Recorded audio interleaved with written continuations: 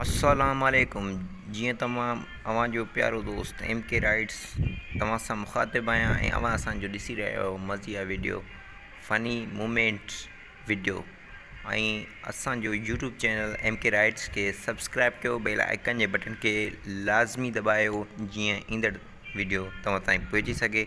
असांजो Facebook page आहे M के राइट्स, उनखे शेयर फॉलो लाइक ज़रूरु तव्हांखे असां मज़ा या वीडियो फ़नी मूमेंट बारे में ॼाण ॾींदासीं जेके सियासतदान अवाम ऐं पब्लिक विच में मुख़्तलिफ़ वीडियो आहिनि जंहिंमें फ़ाइज़ा अली सिंध जी टिकटॉकर खां पोइ सिंगर आहे उनजो बि ज़िक्र थियल आहे। वधीक वीडियो खे अॻिते डिघो करण खां बहितर आहे त हितां ई शुरू था कयूं। असां वटां फैक्ट नंबर पहिरियों मौजूदु आहे Yasir मलूकाणी।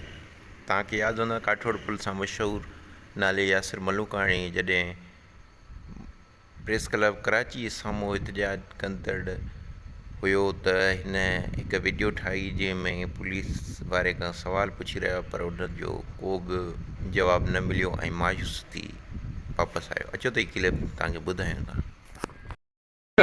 How come look at this? Police officer सां ॻाल्हि ॿोल कयूं था उन्हनि जो छा करणु आहे। नाज़रीन पुलिस ऑफिसर सां ॻाल्हि ॿोल कयूं था त हिननि जो छा करणु आहे, ही हिते छो बैठे सर अस्सलाम वालेकुम। सर आप वहाँ पे क्यों हैं और ये एहतजाज है जो सिंधी आदमियों को गायब किया गया है उसके खिलाफ आप कवरेज दे रहे हैं।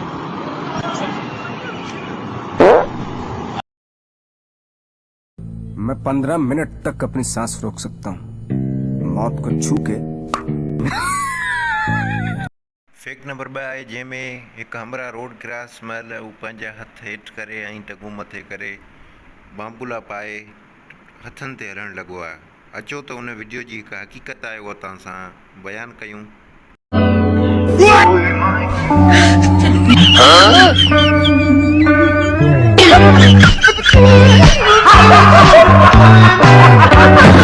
फैक्ट नंबर 3 जेको आहे हीअ वीडियो तमामु हिकिड़ी ख़तरनाक आहे ऐं उन सां गॾु हिकिड़ी इंफॉर्मेटिव वीडियो आहे।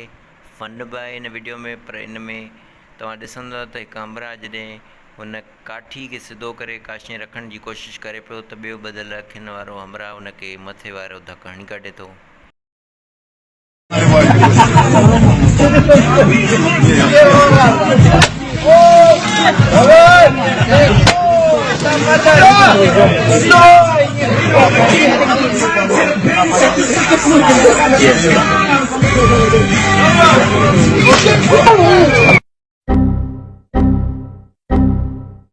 दोस्तों ईंदड़ फैक्ट्स आहे जेको टिकटॉक स्टार आहे फ़ाइज़ा अली जो, जेका उहा पंहिंजो मुख़्तलिफ़ अंदाज़ फ़नी अंदाज़ सां पंहिंजो वीडियो बयान जारी कयो आहे। इमरान खान के कौन लैंड ॾींदा से असां? इमरान कौन है ये लोग? कहाँ से आते हैं ये? ए मां जो हिकिड़ो वोट हुन जे लाइ 100 वोट। हो इमरान खान असांजो पाजो आहे ओ पाजो